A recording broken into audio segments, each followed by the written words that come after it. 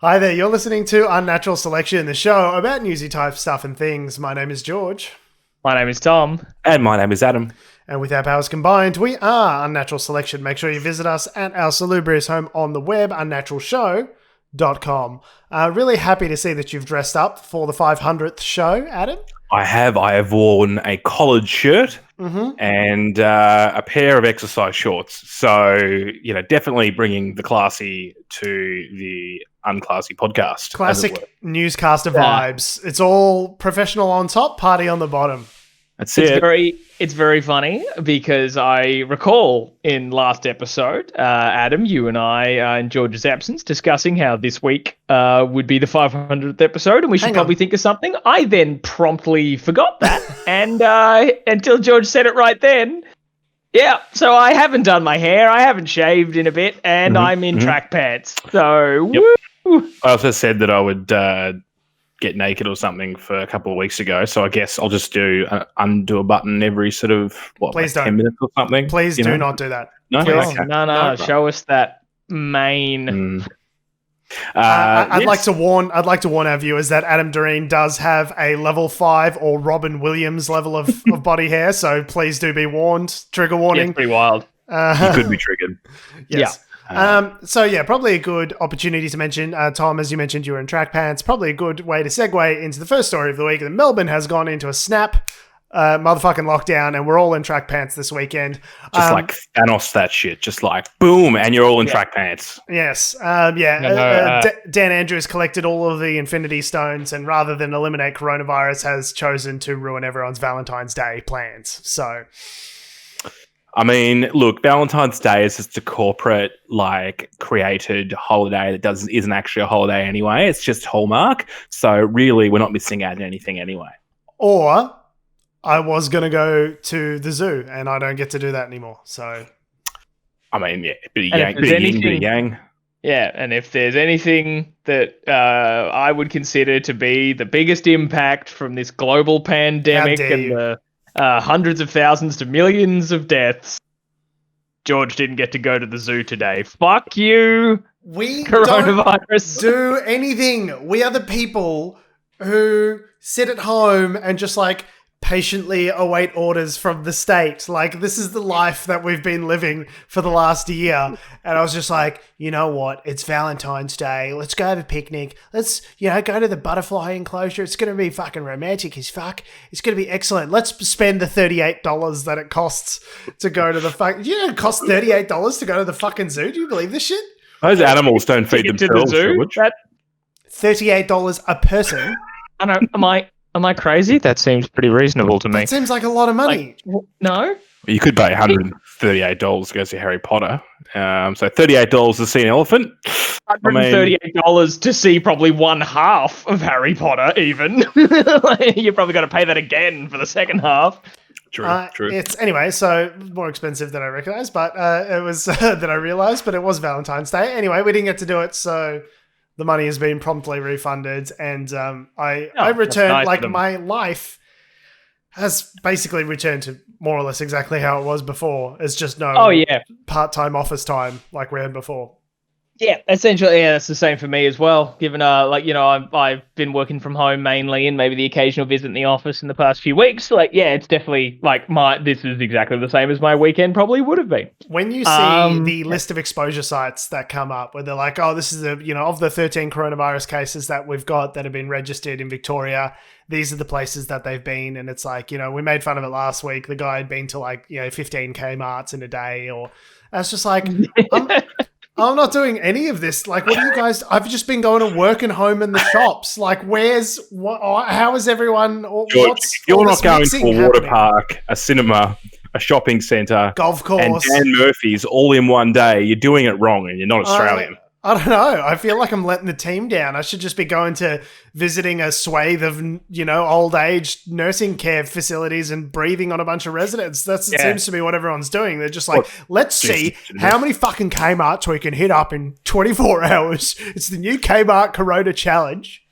The thing I've enjoyed is seeing how I think there's been multiple people. I know of at least one, but I think I've seen a couple where when they list their exposure sites, they've obviously been to a liquor establishment of some sort, be it a Dan Murphy's, a Liquorland, or whatever. But what's often funny is that they've gone twice at the same times, but 2 days in a row.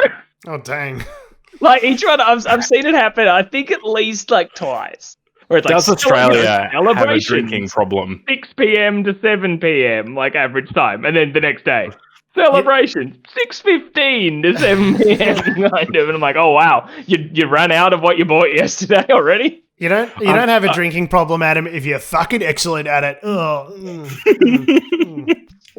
He said while all three took sips of their respective beverages. Sweet taste of 4 Pine Brewing Company's pale ale. First one's free, 4 Pines. Oh, I've just received a cease and desist. Yeah. So we are 500 episodes, though, as you said. Against all possible medical advice.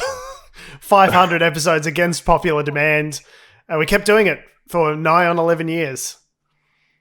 And what I'm going to put everyone on the spot now and just mix up the rundown. Throw the rundown out. We're going live. Okay. We'll do it live. How is that mixing George it is up just like, from anything we've ever done?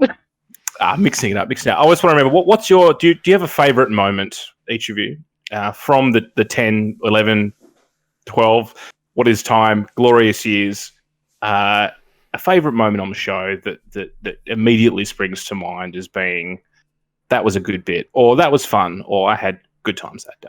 I think probably for myself, it'd be around the live shows, getting out there and doing the live shows, and certainly like 500 episodes would have been the sort of thing previously in the before times where we would have done a live show around.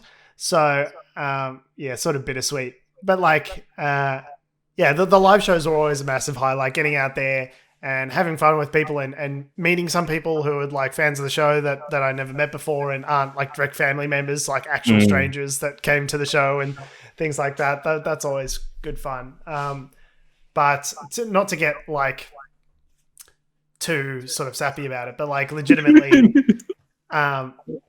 it's been, it has been a privilege doing this with you guys and having the opportunity to see you guys every week and talk to you and have a couple of laughs. And so whilst there's no like one particular thing, like, oh, remember when, Spider-Man showed up? There's no like big crossover episodes or anything like that I can sort of point to as being the best moment.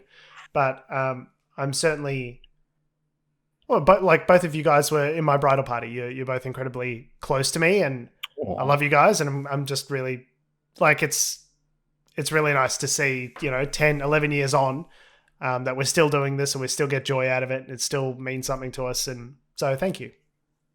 George, that means a lot. And for that, you get another button. Nope. Nobody wants this. Okay, Tom, your turn to say nice things. Yeah, probably 2 spring to mind for me. And probably... jumping off the back of mentioning the live shows, like I really enjoyed putting on Facts Don't Matter, our game show a few years ago. That was quite a lot of fun. I think that was really cool and definitely a highlight. Like also like not only it's a live show and the vibe's always really fun and cool and it's exciting to be back out there, but like meeting the guests and like interacting with a bunch of comedians and people that I might not have met otherwise, and it was like nice and fun and fresh. But probably like my favorite sort of on the show kind of thing that came to mind for me recently because it appeared in my Facebook memories, which was when I cut together a defensive video on the cuteness of your sister's dog, George, where both of you were very adamant in your wrongness as to how non-cute little Romeo was, and I roasted you both for it in quippy passive-aggressive edit form in the video. The best kind it was of a great time. I still maintain, I said that he was ugly cute. I didn't say that he was straight up ugly. Said he was objectively ugly. Yeah. Yeah, I agree. He is objectively ugly. Eyes too far apart. Like it looked too googly. It doesn't. No. You're nothing if not consistent, Adam, in your wrongness. Yes. Now I've got to go, and I didn't think about the answer before you asking the brought this question. on yourself. You started this. I've done this to myself. Yes. No, I also enjoyed the live events. Obviously, are a highlight for everyone. I think particularly one of the talking to people that there are only a few of them, but the people that just rocked up to the venue and bought tickets didn't know what it was, and they're like, "Oh, we actually enjoyed it." It's a really good road test or litmus test to how good or bad you think you're doing. So that's something that's always stuck with me. But all of it is my answer. Just the whole journey Cop out. of 11 years and growing and learning on the show and becoming more self-aware and more aware of the world around us, which is probably a nice segue into the news of this week. Because we do have to be aware of the world around us, because turns out shit's still cray. And politicians in Australia keep saying and doing stupid things. So we'll start off there. Yeah, start local. You see, Adam, people said to us, "Oh, what are you going to do? Donald Trump's gone away. Your biggest source of comedy's gone. What are you going to do?" Turns out there's still rampant corruption available at all times in various governments all around the world. Turns out there's still heaps of shit to talk about.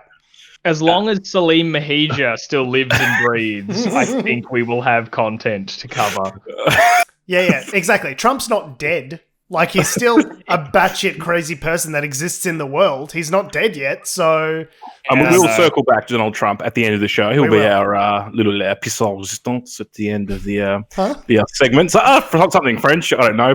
I don't think that word means what you think it means. Puissant resistance, I don't know. That's vaguely French. Are you trying to say pièce de résistance? Is that what you're going for? Yeah. I'm going to say... Say the first part again. No. Fizz. Yeah, the classic piece of resistance. Yeah, just mumbling. Piece of resistance, depending on what you how you read that. Yeah. But if you're saying French and say it quickly, it doesn't actually... I'm so glad that after all these years, you're no more literate than when you started.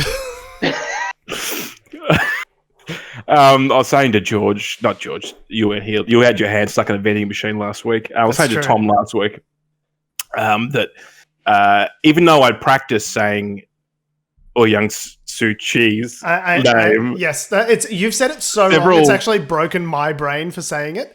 Aung San Suu Kyi. Aung San Suu Kyi.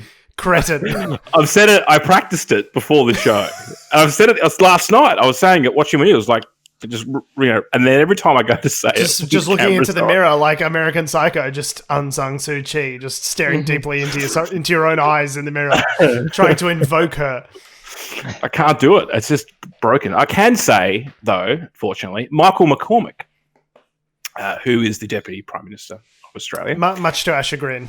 To our chagrin. And he's in the news this week for just throwing a little bit of controversy into some of the government's potential progressive policies, which are weird. It's not even a real policy. It's marketing spin. But even that is being doubted by the hard right of the Nationals. But anyway, so what the Prime Minister said at the National Press Club early last week was... you know what the problem is that it's not just the third rail of Australian politics being energy policy. Energy policy is the third, fourth, fifth, and sixth rails of Australian politics. It is just this, for some reason, just completely nuclear issue that whenever anyone tries to address anything in any meaningful way, everyone gets chronic foot in mouth disease. It's like that scene in The Simpsons where Sideshow Bob keeps stepping on rakes at every available opportunity. There's just 50 rakes around him and he keeps getting slapped in the face. That's the LNP and energy policy right there. That's a meme. Can't do it. Even Labor struggles with energy policy. Anyway, so the Prime Minister in this National Press Club speech said that it would be, and this is a change in language, preferable to reach net zero emissions by 2050. We're not going to set it as a goal, but it would be preferable. Now, the reason why that is important is because previously when they've been quizzed on it, they've completely avoided the question. At least now it's only a small step, but they're engaging with it. And they're saying it'll be preferable that we hit net zero by 2050. And most people... other countries have been putting pressure on us to make some sort of commitment in that regard. Yeah, Hope- so it's like, okay. Hope is not a strategy, though. You know what I mean? Like, it'd be super nice if we just magically reduced our carbon emissions to 0 by 2050. That'd be dope. Who wants to handle it? Nobody? Nobody. Okay, we'll see you in 2050, guys. Which is like, it'd be preferable to get to 0? Yes. So you'd like to get to 0 by then? Yeah, that'd be nice. Are you going to try? It'd be preferable. No. classic LNP spin, right? It's like, we'll just put a different word on it. It's like we get utopia. We'll put a different word on it, and then people will interpret that differently. But it is a market. We're just people who don't focus on climate change at all and hope for the best. Not so much climate deniers, climate laziers. But this is a shift for the coalition. Like previously, they've avoided this topic. Well, you want a fucking pat on the back? You want a cookie for you? Like, is this the threshold now? They're like, well, at least we admit that climate change exists, and we'll go, oh, good for you. How bold, how beautiful. Wow, look how far they've come. Meanwhile, like the entire country's burning behind them in the middle distance, and they're like, this climate change thing, I think it might be a real thing. And we're all going, oh, well done, guys. So I think we can all agree that this is an inch when they should be taking a mile. But this inch is an inch too far for members of the Nationals. As we all know, every inch is important for all members of the Nationals. And, of course, one large part of... They have tiny dicks. Emissions. That was a joke. The people in the Nationals... Okay, yeah. Small I was going to say, just ask Barnaby Joyce. Anywho, yeah. It still works, though, apparently. So, doesn't matter. Size doesn't matter, guys. World's greatest lover. I keep telling you, he has to be. It's indisputable at this point. We're getting off track. Adam, what's more? You're right. We're getting off track. He definitely eats ass. Adam? We'll circle back to Barnaby Joyce. It'll come back around. Please don't. So, one of the largest emitting industries in Australia is agriculture. And one of the most important industries is agriculture because you've got stuff in the ground which is absorbing carbon, you've got stuff which is emitting carbon through soil disruption, cattle grazing and that kind of thing, through methane emissions and that kind of thing. Agriculture is an important part of Australia's climate strategy, depending on, I don't know what the strategy is, but it will be. It's a central industry that we have to look at. Whatever the strategy is, Adam. Come back to us in 30 or 40 years when we've come up with a strategy, and whatever it is, agriculture will be an important part of it, if it's not excluded, as was proposed this week. And that's exactly right. So Michael McCormick has said, oh, well, look, it's great that we'd prefer to get to 2050 and get zero net emissions, but I'd rather that agriculture wasn't included in any of those calculations. See, Adam, the easiest way to get to net zero emissions, I don't know if you know this, but is to just not count any of the places that make emissions. And Mother Earth, I hadn't thought of that. Mother Earth will know. She'll know. Yeah. Okay. I mean, if you ignore California, Trump won the election by a landslide. Yeah. If you just don't count California. If you don't count California, New York, Georgia, then, mate, Trump won by millions of votes. See, check my maths. Yeah. Prove me wrong. You just don't count them and the number's different. I love the idea, though, just be like, well, it's 60 degrees today because of global warming and seems like the crops are dying in the field. But if you deduct the 4 degrees from agriculture, it's really only a balmy 56 degrees Celsius out here. So it's fine. Like, obviously you got to round down because of the agriculture and the whatnot. So, but don't worry, he's used evidence to, or some reasoning behind this statement.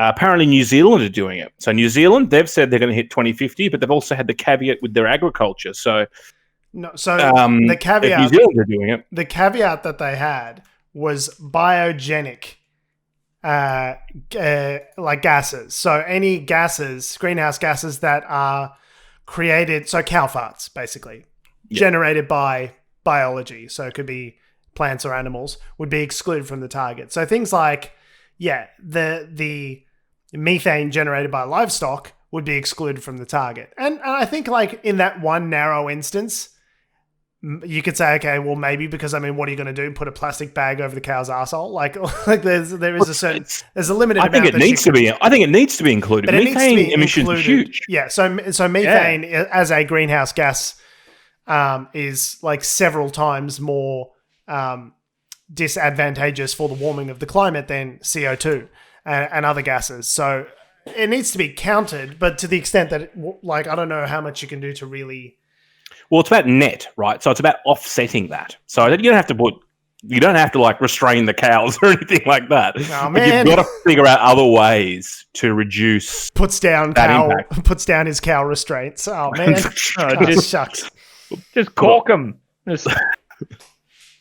Plant more trees or something. I don't know, but there are ways that you could deal with that. But the other thing he said is that, and of course, this is the classic Nationals line. Well, if that's what it takes, well, that's what it takes. But we're not going to hurt regional Australia, and we're not going to hurt those wonderful people who've put food on the table.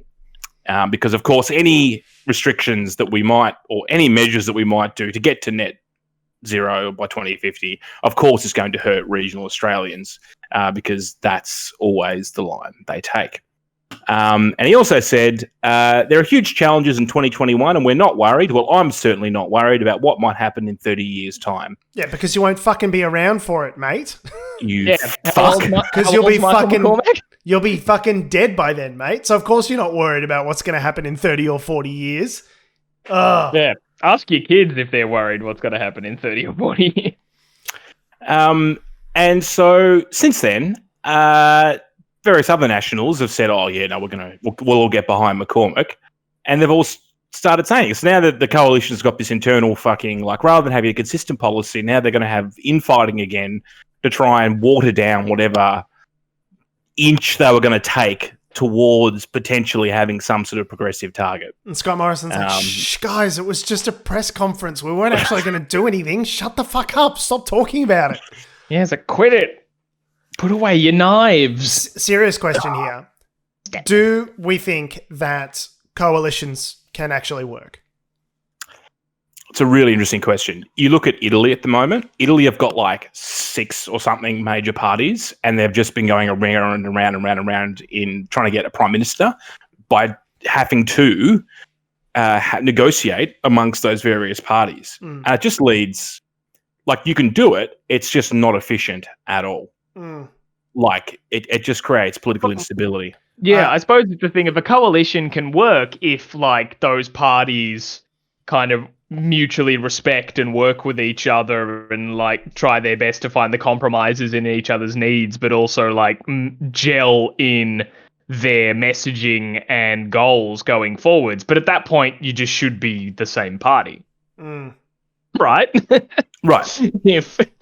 If you all actually get along and can work as a coalition, you should just be a party. I mean, the Nationals only exist because, the Liberals have been dragging them along for 30 years. That's probably a bit more to it than that. But, the point being is if the Nationals weren't in government, or weren't part of a government... Where would those votes go? They're not going to Labor. You know what I mean?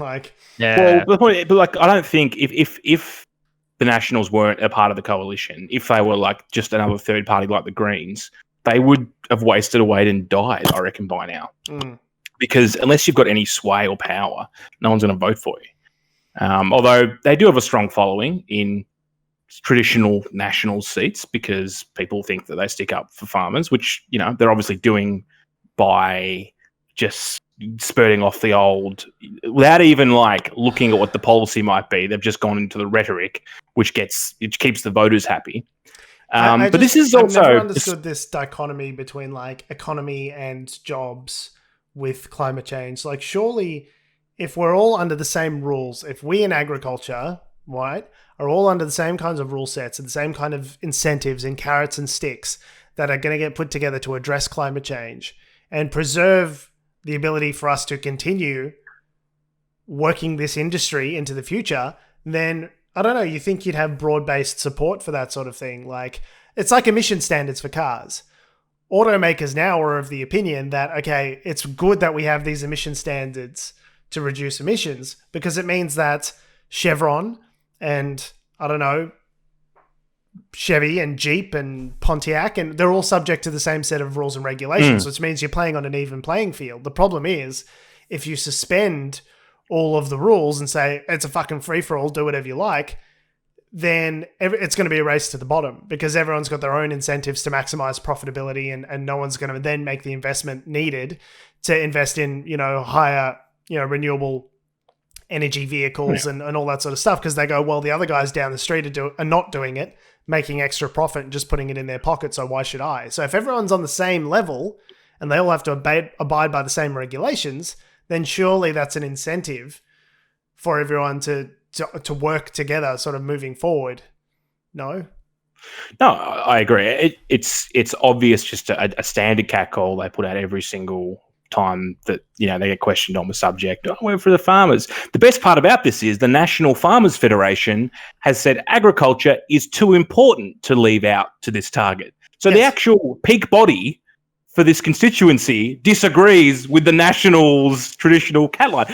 And then the reason is as well is because if it doesn't fucking rain, then the farmers are fucked anyway. Yeah, you know what's really not good for farmers? Sahara Desert. Yeah. The Sahara Desert in the middle of Australia would be real bad for farmers. It's just fucked. Anyway. Yeah. So, that's going around in the internal coalition circles at the moment where they're all just circle jerking themselves off. Lib spill. I mean, they can't even do a lib spill now because of the rules between how they do all that. Oh, but how do the rules work again for that now? You've got to have a serious majority. You can't sort of walk in with 52% and then go spill, and then have a spill where no one actually stands for being the leader or whatever. Like, you've got to actually have famous real-life example from LNP party history where everyone said, we're having a spill, and they said, who shall stand? And everyone said, I don't know. And just anyone but this guy will vote for an empty chair. Yeah, anyone who's not Tony Abbott. Yeah. And then the incumbent one, which I think was either Turnbull or Abbott. But anyway. So that's been... While everyone's talking about the coronavirus and vaccines coming in and, Greg Hunt trying to widen out the ABC and God knows what else, but that's currently happening within the coalition circles and this discussion around, policy. So as George said, it's it's a different word, doesn't actually mean the policy's changed. It's just... But yet, it's still an issue. So it's honestly like the thing that's so frustrating about it is that it's so incrementally minor when, and it's like it just shows the LNP and and its constituent members and the two different parties within it can't even agree on a workable fucking definition about what to do about the problem when that was like 30 years ago. Like we need urgent action on climate change, and this kind of like incremental pseudo-intellectual fucking argument about definitions is like 30 years too late to be useful. And we really need, like, it was legitimately, was it like 20 years since An Inconvenient Truth came out? Like, think about that. Mm-hmm. Where they're like, so the time for arguing about definitions is well past. We are talking about the sixth, extinction event for the planet. That's what's happening right now. So either we can pull together and fucking do something about it, or we don't. And it's kind of like, it may already be too late at this stage, according to some experts. So I don't know. I'm so deeply, profoundly uninterested in what some internal party like, these people are not convincible, is my point. You just need to you need to vote them out of office, and you need to install people who take the problem seriously. Because these people can't be moved, they can't be convinced, they are not rational actors. There's something just like ideological about this that they can't get on board with, and they just need to be replaced. Good luck doing that. Speaking of ideological actors, in a blatant attempt to try and, what's the word where you distract someone with a thing over here when stuff's happening over here? Classic misdirection. Peter Dutton's jumped on the grenade and decided to create another funding scandal within the government, which is, I don't know if he did that intentionally, but it certainly worked. Peter Dutton has been inadvertently jumping on grenades his entire fucking career, if that's the case. Yeah. My God, remember Peter Dutton? Haven't heard from him in a while. He's been a bit quiet lately, hasn't he? Within the whole I don't know. Has his department just not had much to do with the coronavirus, so we're just not hearing his name? No, they're secretly trying to like fight an intelligence war with China, but they're just not telling us about it. So Right. Or are they? Peter Dutton has been pretty quiet from the news. Yeah. He had. I know. I was happy. The potato wasn't front page headlines. Any day that we don't hear from the ancient baby is a good day. That is a good, because looking at him, Voldemort. he's aged a bit. Yeah, he's not looking too crash hot, and he's looking a little bit more. I'd say even more grotesque and terrifying than he's appeared in the past with age. Yeah, the hair used to soften him a little bit. Now that he's bald as fuck, it's a little bit like, ooh, hello, Voldemort. Yeah. It's like the the pact he made with Satan is slowly wearing off. Like, it's like the blessing of power is now starting to show. Like, the odd twist, like the cruel twist that they'll always put in the fine print with deals with the devil is just slowly starting to come out. I don't think I've heard much from him since we all heard he got the Rona, and I just had a flutter of hope. Don't finish that sentence. I hope that he recovers, obviously, quite quickly. Is of what course, you're saying, Tom. yeah. Recovers, yeah, sure. Hopefully he recovers quickly into an early grave. No, you said the loud part soft and the soft part loud. I do believe, I would not be surprised if there is a picture of like a healthy, happy looking Peter Dutton with hair that's like perfect, sitting in an attic upstairs somewhere, and we've seen the grotesque true to life version. It's the opposite of a picture of Dorian Gray. I guess was he trying to get into a picture of Dorian Gray, packed and fucked it up? It was a reverse. Mate, the painting's meant to look shit. Yeah. You're meant to look great. Oh fuck! Correct. I always get those two things mixed up. Yeah, and that's but that was the Faustian pact he made to become Home Affairs Minister, and it's worked. So now, you'll all remember context. Everyone loves context. Got to have some context. We all remember Bridget McKenzie and sports rorts before we all went to lockdown and everything got shit. Where she gave out millions of dollars worth of grants, hundreds of thousands of dollars, and then that was millions, wasn't it? Millions of dollars worth of grants. To organisations that were not recommended to her by the department. So the coalition went, great, we've listened, we've learned, we're growing, we're going to move on and get better at our work. And they've done exactly the same thing, but with Peter Dutton's department. So they've listened, they've learned, and they've done the exact same thing less than 12 months later. Yes. No, that's the thing. Peter Dutton was the trendsetter here.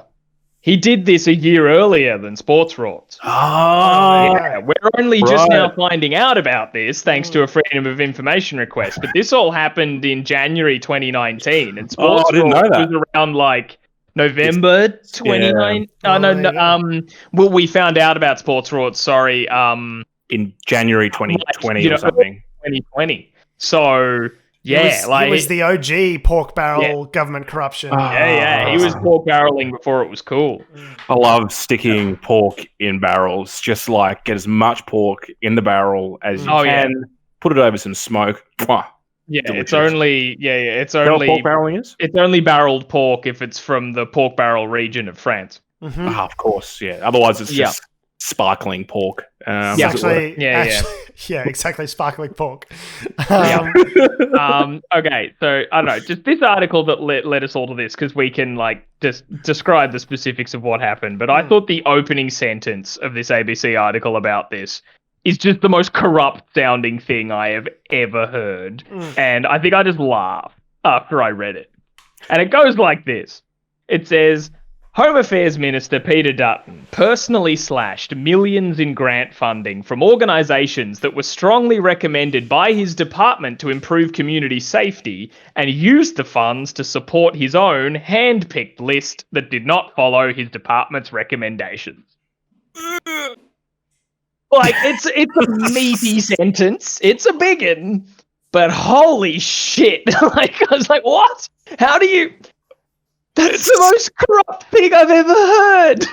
It makes you wonder if this is the second time they've done this. How many other times have they done it as well? It's pretty much very similar to what Bridget McKenzie was doing. Oh yeah, and when George and I were talking about this before the show, Adam, George brought up that the very fucked thing about this is he hasn't done anything quote unquote wrong in terms of like what he is within his authority to do. Yeah, the like fucked up ethically, thing, definitely, but he's allowed to do this. the fucked up thing about this scandal is that it's not a scandal. It's within his authority to do this. It's just the system that has allowed this is obviously clearly morally objectionable. So what they had is they had these, this, what was it called? The Safer Communities program, and a bunch of people have applied for grants.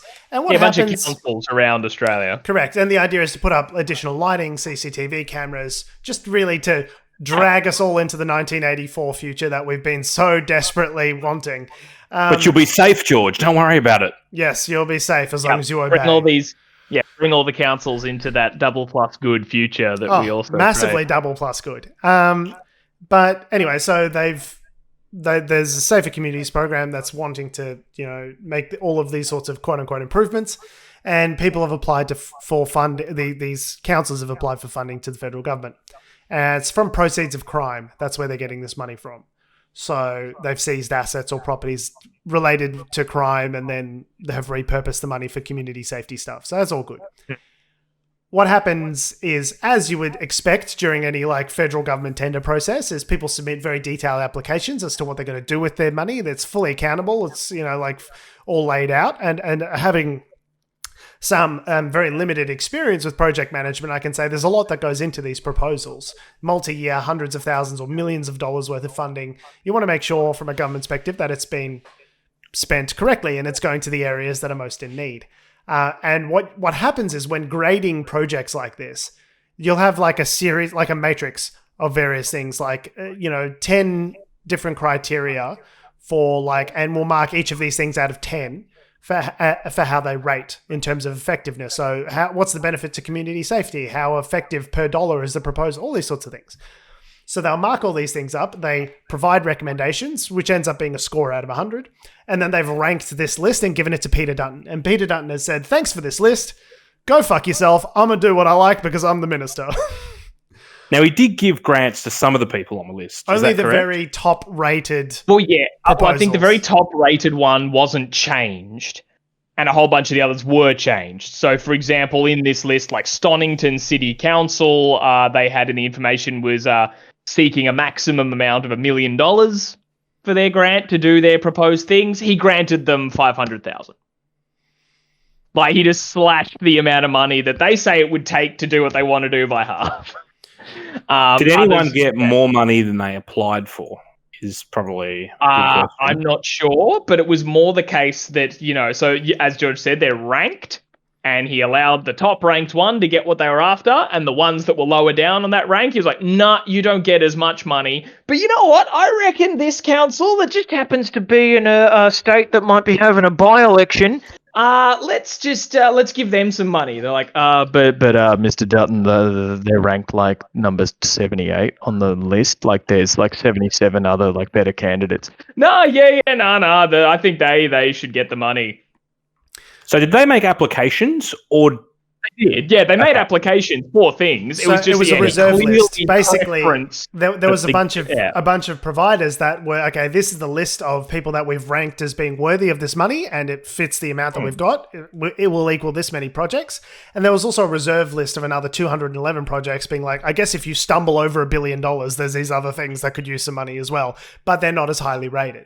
And 60 billion, if we remember that. 60 billion. 60 billion. Oh, with the remember they found 60 billion from behind the the couch. Scheme? Yes, they incorrectly calculated that the scheme was actually going to cost 60 billion less than it ended up being projected to cost. So just found it behind the couch cushions.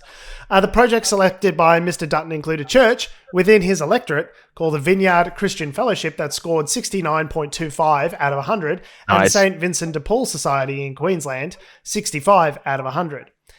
So 730 report is not suggesting that these projects approved by Mr. Dutton were not eligible for funding, but rather that some more highly valued projects assessed on merit were overlooked. Yeah. Thank God for the salvos, George. Quote, any departure from that would need to be justified, and I see no justification from the paperwork. But what you were saying earlier, Jeffrey Watson, a barrister, is that he's allowed to do this. He's allowed to do this. The Home Affairs Minister has the authority to essentially has final say on where the funding goes.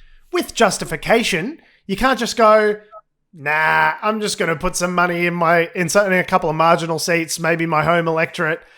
You know, like it is the very definition of when people speak about corruption in government, this is what it looks like. People pork barreling, spending money to buy votes in areas that they need for political purposes. Like, unless it was a Hessian sack with a fucking $sign on it, it does not get more corrupt than this. And the fuck thing about it is that it is totally legal.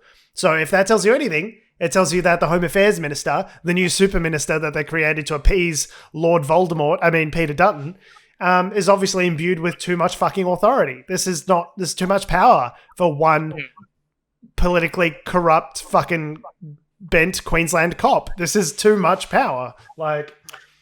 And the ministerial briefing that he got, so this is actually in the guidelines, would have come across his desk, and this was obtained, I think, through a Freedom of Information request. Yeah.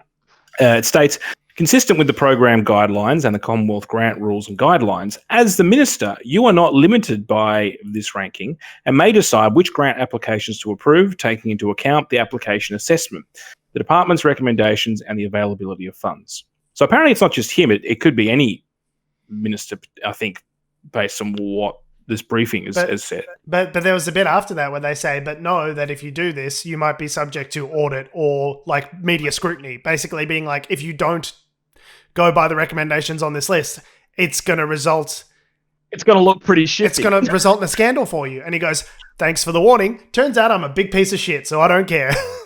Yeah. They won the election, so who cares? Yeah, fuck it, right? Oh, yeah, they wouldn't do this if it didn't work. This is before the election, isn't it? Well, this is January 2019. Yeah. So when was the federal election? It was May? May 2019, I think? So there were by-elections floating around that time as well. Yeah. So, it's pretty corrupt. Yeah. I'm not going to lie. But who cares, because the vaccine's coming, guys. Don't worry about it. The vaccine's coming. It's definitely coming. It's coming it may not be effective against any of the strains that are just coming out, but it's coming. It's definitely coming. It's coming, and I don't know whether you heard me before, but it's coming in my pants. Coming. I'm coming. It's coming so soon that Yep. Guys, I'm turning 30 next month. We can't be doing this anymore. Mate, I'm like almost 32. We're 31. I know. That's shut the fuck up. I'm just becoming in the growing pants. old is compulsory. Growing up is optional. Alrighty. I mean, look, I would have thought that after 500 episodes we could be a little bit more professional, but by the same token, there are a few things in this world that are objective truths. Like gravity exists, the Earth isn't flat, and cum is always funny.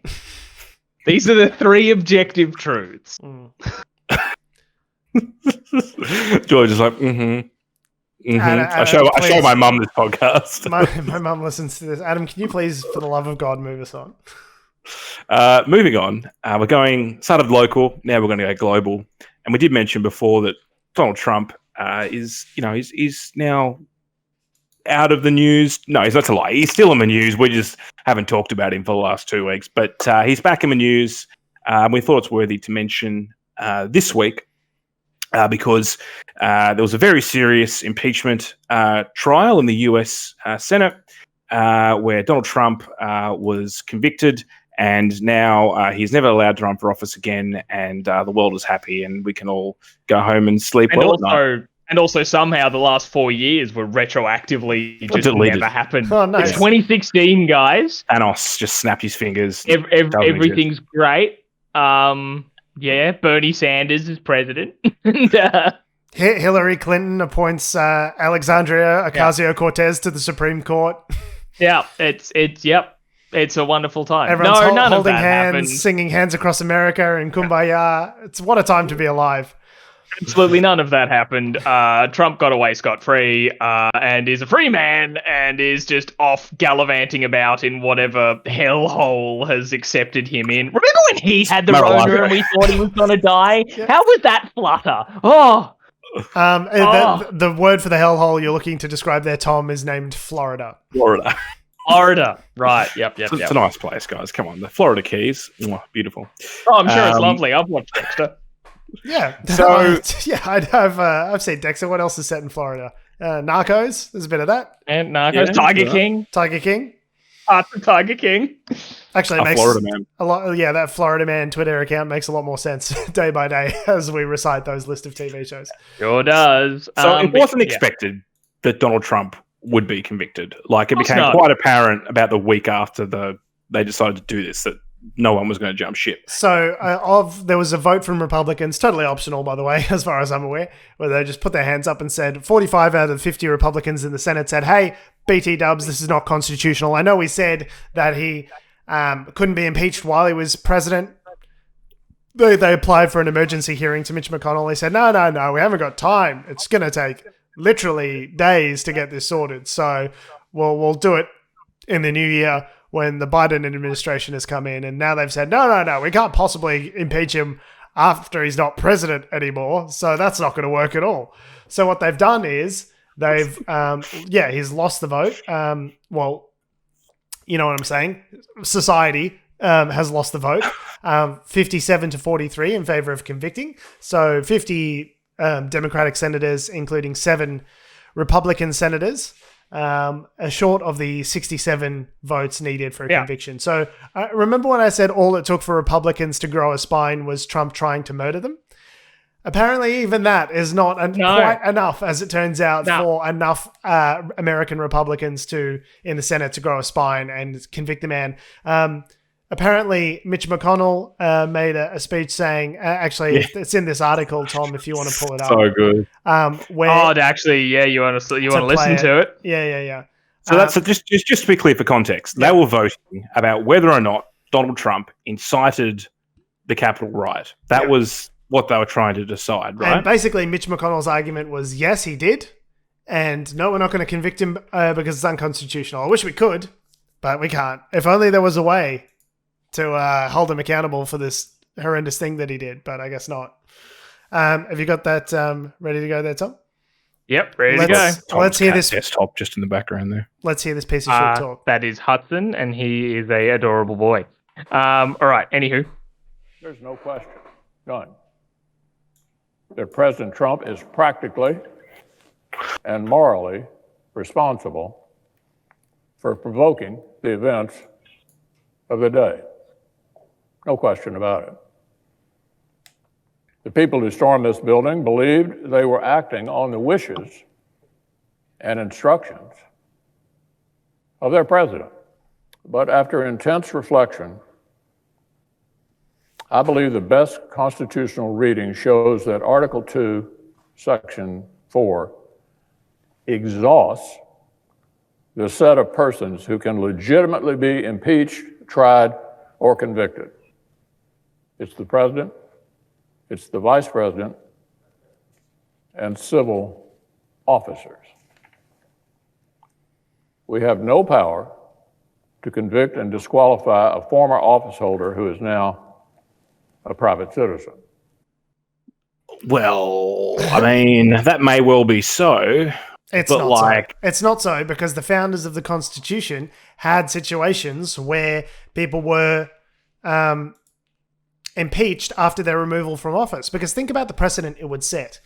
If you have a situation where you've just been voted out, there's a lame duck period before your successor replaces you.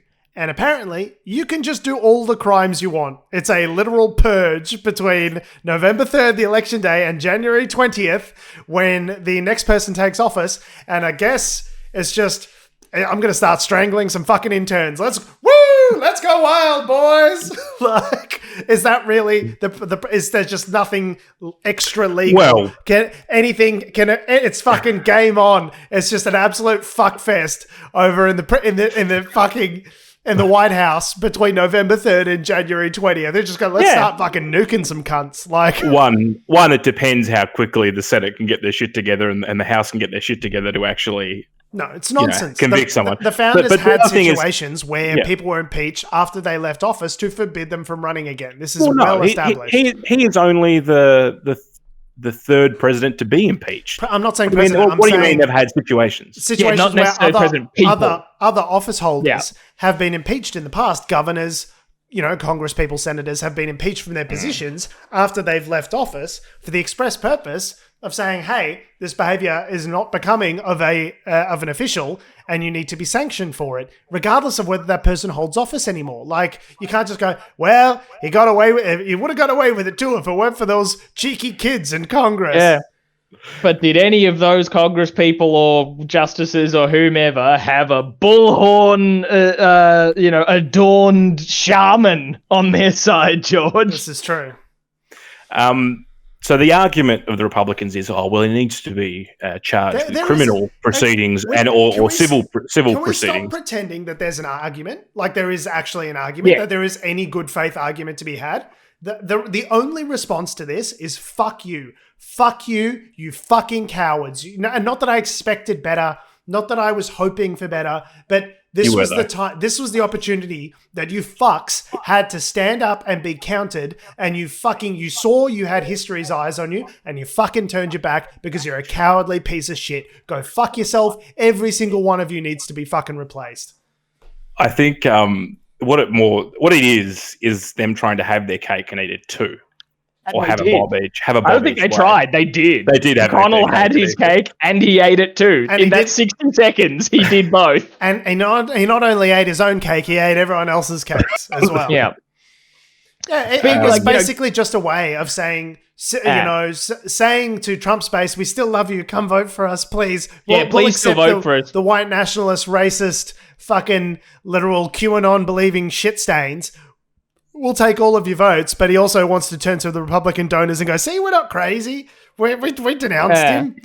Please we denounced him. Please still vote for us. Please don't storm our own homes and murder us like you were planning to when it was in Capitol Hill. Please. What would it take? These are the same members of Congress, a lot of them, that were around during the Ken Starr report, during, Bill Clinton's impeachment, that were like, hey, this guy got his dick sucked. So, impeachment. Meanwhile, your own president, member of your own party, sends an angry mob after you to fucking murder you. And they're like, well, nobody's perfect. I mean, at least he didn't get his dick sucked. I think the other thing they said, they're the same people that voted on both of these issues. Some of their other arguments are that he didn't expressly say to do it. He just used other language. So therefore, it's bullshit. He wasn't.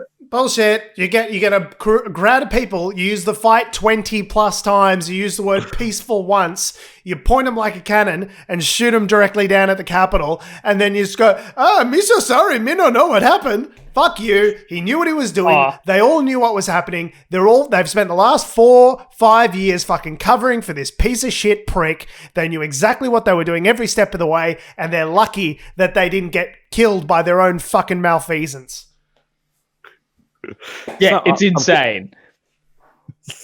It's insane. I remember saying this on our episode, after the event happened, is I don't expect anything to happen, but he can't get away with it, and they're just so happy to let him.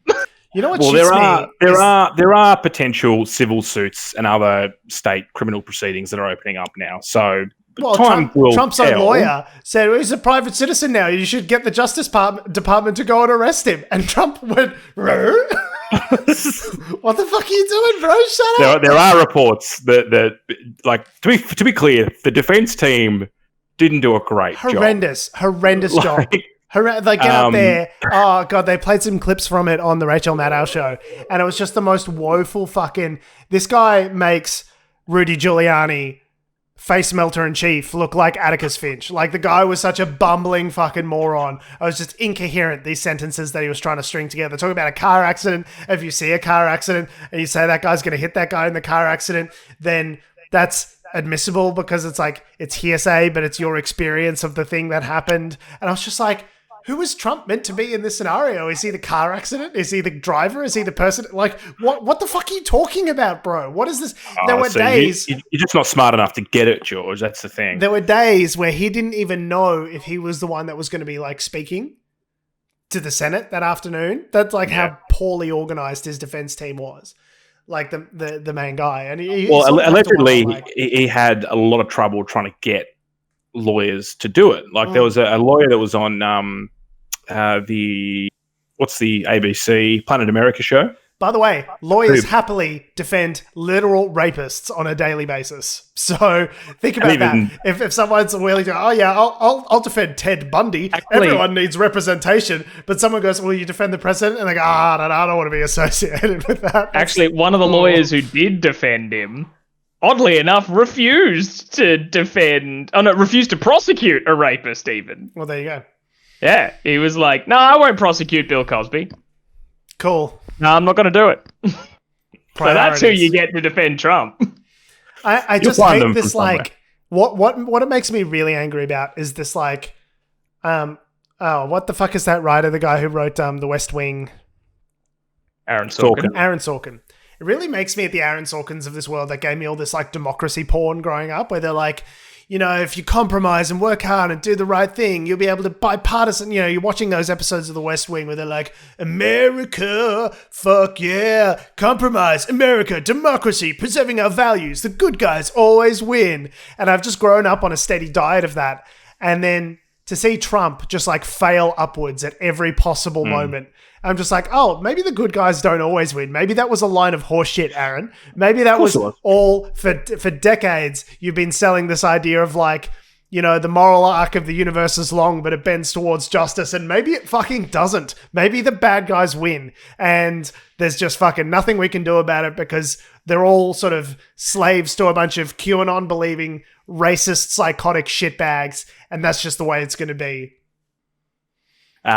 Maybe. I think House of Cards is probably a much more no, because show. In House of Cards, Democrats win sometimes. That's the difference. Is sometimes the Democrats are actually, they're evil, but they're savvy somehow, and they pull things off, and they get people murdered behind the scenes instead of tripping over their own nutsacks, which is what Democrats seem to be doing most of the fucking time. Now, we'll wrap the ribbon around the show on a little anecdote from Newsweek this week.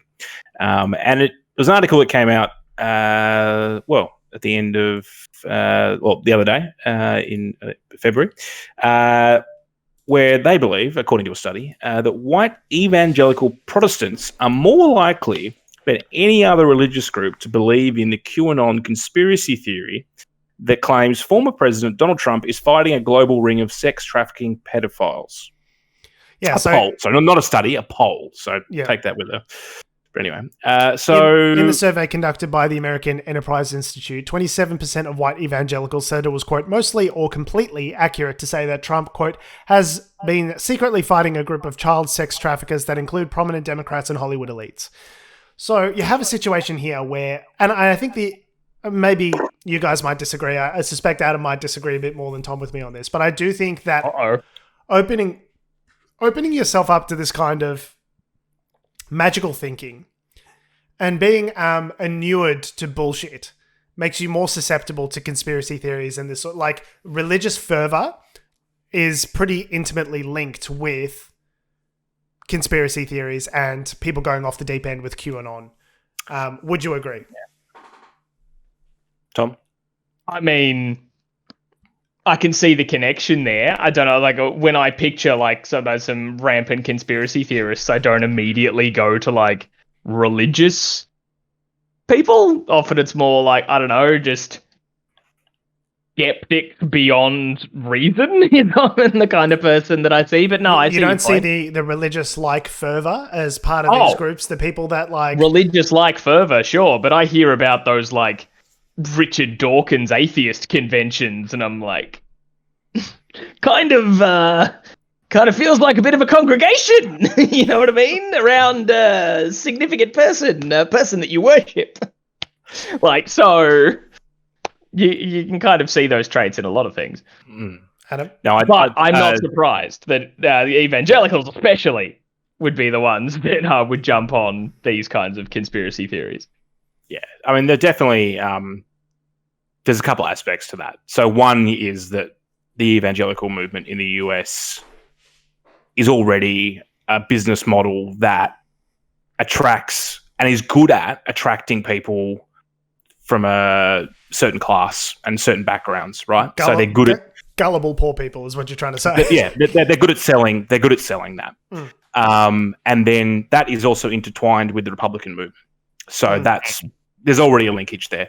But as you said, and as Thomas said, conspiracy theories are just one verge off cults, right? Cult is another line to go along, and all of that ties together belief over rationality and the concept of making connections to making your own connections to try and establish and justify an idea, as opposed to the other way around, where you arrive at a conclusion from the evidence that's there. You're using the evidence that's present to try and justify whatever you're trying to achieve. Yes. And it's the same with conspiracy theories as it is. The next step is to go to a cult and have fucking people drinking the Kool-Aid. But doesn't religious thinking, isn't that the predicate for all those things to exist? For you to start pulling these connections and making all of these things, like, don't you already need to believe in a world that is by definition non-rational in order to get there? No. Like, I don't think you need to already believe in that. I think it might help, but I think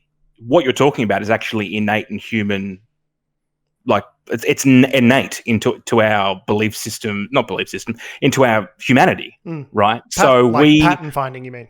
We are, we're trained to look for a story. We're not trained to look at data. We're trained to look, what's the story? We make connections through storytelling. And if you can tell a cool story through a bunch of incidental facts, then you're going to... Conspiracy theories are great because they tell a story. And they attract... And they attract people because of that. It's not necessarily that I'm Islamic, so therefore I believe in, all this kind of shit. Like, that doesn't, like, especially if you're already in a particular... if you already have a belief system, it's not necessarily that you're just going to jump across and then grab the next best thing. No, it's although it can happen like that. I guess the argument that I'm making is that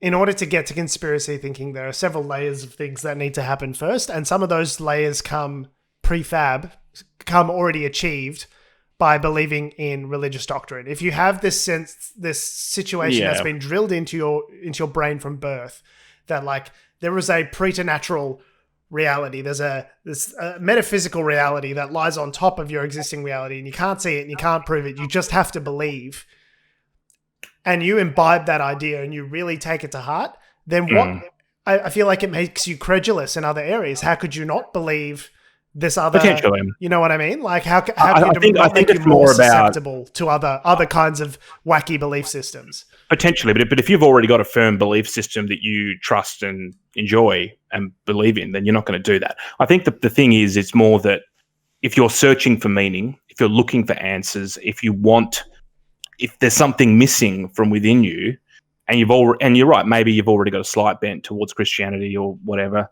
then maybe that is a slippery slope. But it's not so much about the religion; it's about what are you as a person? What are you looking for? What are you? What are you missing? So you're saying it's the other way around. It's the people that are maybe like high in conscientiousness and low in openness that are like attracted to belief systems in the first place. That would also be the people that would then be attracted to conspiracy theories. It might be Christianity, it might be Islam, it might be conspiracy theories, it might be not Ted Bundy. What's the guy, Kool-Aid dude? What was the massacre where everyone drank the Kool-Aid? You're thinking of not the Branch Davidians. You're thinking of I forgot it. The Kool-Aid example. Yes, but anyway, it wasn't actually Kool-Aid. It was Jonestown. Jonestown Massacre. David. Yeah. Whether it be that or whatever, you're looking for something, and if someone's able to provide that, whether it be a conspiracy theorist, a religious thing, celebrities, like whatever it may be, it's because we're looking for something to connect to. It's not so much about that I already believe in Christianity, although it's interesting that that is the largest section that this poll found. And I suppose often those those points of at least first contact with conspiracy theories or something can often overlap. Yeah. Right? Like a particularly outspokenly evangelical celebrity or all that sort of stuff, right? Like you could be exposed to it from these sorts of areas. So it's kind of like it's not one or the other. Like often these things do cross over, but I feel that each one doesn't necessarily require the other.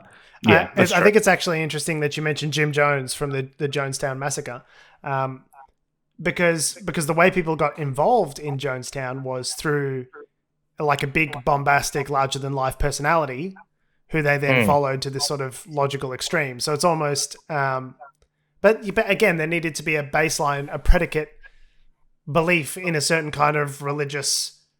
Like, I don't think you could take someone who's an atheist, an ardent atheist, and say like, okay, well, there's this whole magical satanic cabal in the government that's using the magic of eating babies to keep themselves young. An atheist would just be like, bro, can I leave now? This is the worst timeshare meeting I've ever gone to. Like, so there needs to exist.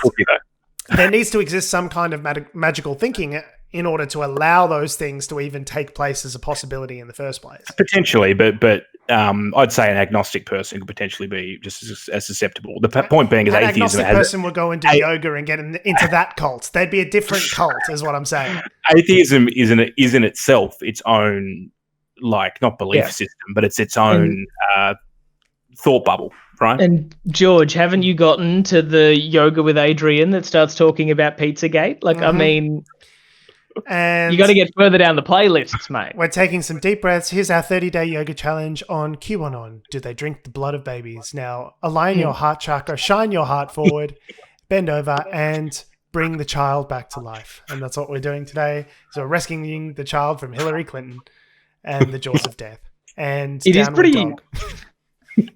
It is pretty amazing seeing, because obviously, like, some QAnon people are still going forth with all their crap, but seeing like the ones that saw that, like, you know, Biden was inaugurated, nothing happened, and everything's continuing on, and they're like, but Q said, well, but Q said that like it wouldn't happen, like that he'd never be president, that it would be stopped. Like, they're expecting something to happen at the inauguration. They're all like, it's almost like it's total bullshit. Yeah, it's so amazing to seeing them be like, but Q said that it would, what? And just seeing their brains melt. This is what happens. It actually really reminds me of doomsday preachers.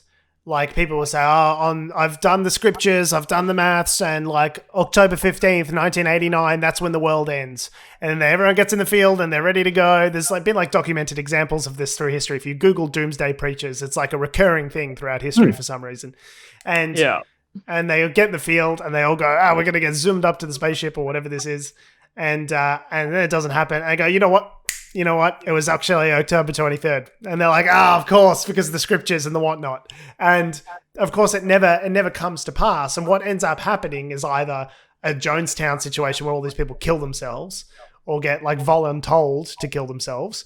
Or that eventually people just stop believing because it's like, obviously the facts don't comport with, like, just, it gets too overwhelming where this doesn't match reality anymore, where you keep moving the date forward and forward and forward, and you go, okay, well, maybe it's not real, and maybe you're an idiot. Unless you're an Abrahamic religion where you can just go, it'll happen at some point in the future. You'll know when. That's the move. You'll know. Trust me. You'll know. Yeah. We'll know the time. And things are going to happen. It's going to be fucking crazy. It's going to be some point. I don't know when. It could be tomorrow. Could be in 1,000 years. You just need to live in a constant state of fear until then. Anyway, church needs $40. Yeah. Confident vagary is how you sell it. Yeah. Yeah. Anyway, so good that we got to the bottom of that. I think we just deconstructed religion and politics, guys. Great. Nice. Amazing. I think we can end the show now. That's it. Like, we can just stop. 500. Done. Put a bow on it. Get back on these wonderful seltzers where you can exploit Dan Murphy's for a slab for a 6-pack. Don't worry about Allegedly. So I've heard from the internet. On that note, we are, and we always will be Unnatural Selection. Make sure you visit us at our salubrious home on the web, unnaturalshow.com. Make sure you follow us on all the bullshit social medias that are ruining the world, that have, do, or ever will exist at Unnatural Show. That's Facebook, Twitter, Instagram, YouTube, and motherfucking TikTok. Make sure you follow me on Twitter and Instagram at George Tsipos. You can follow me on Twitter at Tom D. Heath. You can follow me on Instagram at AC Doreen. And I would like to take this moment to really sincerely thank you, the listeners and the viewers who have been on this journey with us over 11 years. There's not many of you, but boy, are you ardent. It is thank you. Legitimately to to be beamed out into people's ears and to have them take your opinion seriously is a unique pleasure and a privilege and something that we don't forget, and we really appreciate it. And I'm sure you guys would say the same as well. Indeed. Thank you very much for those that have stuck with us, and for those that maybe just be joining.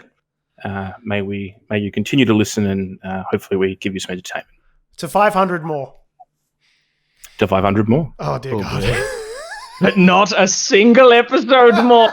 That's it. At 1,000, we blow ourselves up. That's the suicide pact. You all get another button for that. No. Oh, God. Okay. End live. Yeah. See ya. Bye.